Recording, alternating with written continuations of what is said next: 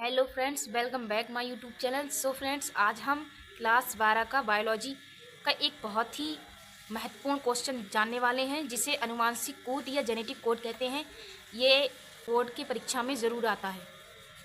Friends, आइए चलिए हम बढ़ते हैं अपनी टॉपिक के और। तो फ्रेंड्स, जेनेटिक कोड होता क्या है? जेनेटिक कोड 3 नाइट्रोजनी क्षारकों से मिलकर बनी एक भाषा है जो किसी विशिष्ट एमिनो अम्लों को कोड करने की क्षमता रखती है। यानी जिसे हम कह सकते हैं कि ये नाइट्रोजनिक क्षारकों से मिलकर बनी एक भाषा है। जैसे कि नाइट्रोजनी क्षार क्या होते हैं हमारे?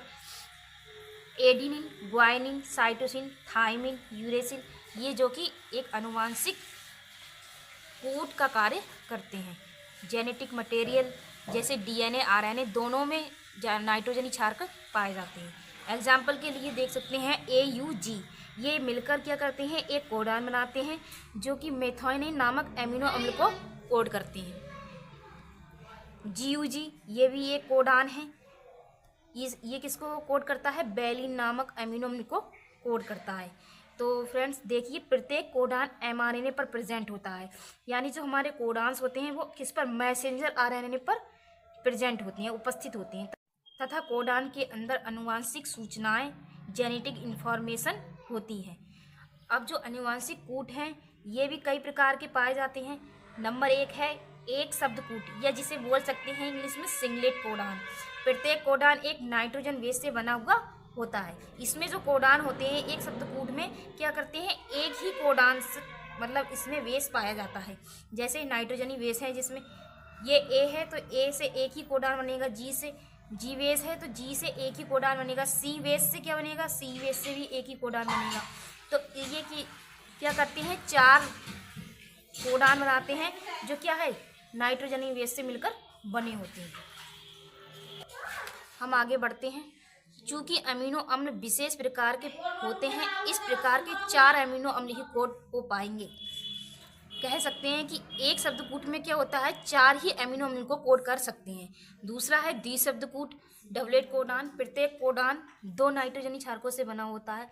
जैसे हम ले सकते हैं, एक इधर बेस जो है इधर लेंगे और एक इस साइड बेस लेते हैं। ये जो हमारे नाइट्रोजनी क्षारक हैं इसको क्या करेंगे? 2 टाइप्स में लेंगे।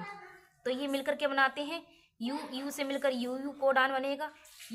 सी से मिलकर यूसी कोडान, ए से यूए कोडान, यूजी से यूजी कोडान। इसी प्रकार से ये कोडान्स बनते हैं। तो इस प्रकार 16 कोडान 16 अमीनो अम्ल को कोड करेंगे, जबकि अमीनो अम्लों की संख्या 20 होती है। तो जो हमारी प्रकृति में अमीनो अम्लों की संख्या होती है, कितने अमीनो अम्ल पाए जाते हैं? 20 प्रकार के अमीनो अम्ल पाए जाते हैं। और द्विशब्दकूट से क्या होगा? 20 ही प्रकार के अमीनो अम्ल कोड नहीं हो सकते, जिसमें से क्या है? 16 ही प्रकार के कोडान हो पाएंगे। इस प्रकार 4 अमीनो अम्ल कोडित नहीं हो पाएंगे। फिर है त्रिशब्दकूट। त्रिशब्दकूट में क्या है? इसको हम बोलते हैं ट्रिपलेट कोडान।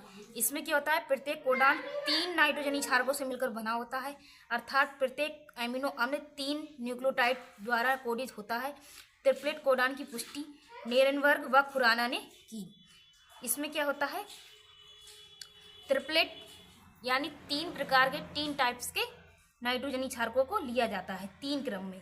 आगे चल के हम अभी देखेंगे जो सारणी बनाई जाएगी उसमें। तो नोट करके आप इसको लिख लीजिएगा। केवल 61 कोडान ही अमीनो अम्ल को कोड करते हैं। ये एक कोडान है UAG, ये भी एक कोडान है UGA, ये एक कोडान है। ये तीनों कोडान क्या करते हैं? किसी भी अमीनो अम्ल को कोड नहीं करते। यानी ये पूरे 64 कोडानों में से क्या होता है? ये 3 कोडान ऐसे होते हैं जो किसी भी अमीनो अम्ल को कोड नहीं करते। अतः इन्हें स्टॉप कोडान या नॉनसेंस कोडान या समापन कोडान या टर्मिनेशन कोडान कहते हैं। तो फ्रेंड्स देखिए, ये जो त्रिशब्दकूट है उसको कैसे हम ले सकते हैं। पहले हमने क्या करा है? नाइट्रोजनी बेस जो है इसको हमने किस टाइप से लिया है? पहले फर्स्ट पोजीशन में आप देख सकते हैं, इस पे फर्स्ट पोजीशन में लिया है, फिर ये सेकंड पोजीशन में, फिर ये थर्ड पोजीशन में। इससे हमने कैसे इसको कोडान्स बनाए हैं ये देखिए। इसे यू यू यू, ये क्या हुआ? एक प्रकार का कोडान बना। फिर यू यू सी यू, ये भी एक प्रकार का कोडान बना। फिर यू ए और यू, फिर क्या लेंगे हम? यू लेंगे, फिर जी लेंगे, फिर ये वाला यू लेंगे। तो इस प्रकार ये सारे कोडान जो है 64 कोडान मिलकर बनते हैं सारे कोडान। सो फ्रेंड्स, ये जो टॉपिक है हमारा पूरा कंप्लीट हो चुका है। अगर आपको इससे रिलेटेड कोई और क्वेश्चन पूछना हो बायोलॉजी से रिलेटेड तो आप पूछ सकते हैं। कमेंट बॉक्स में अपना क्वेश्चन ज़रूर लिखें। अगर हमारे चैनल पर नए हैं तो सब्सक्राइब करें। वीडियो पसंद आई हो तो लाइक शेयर करें।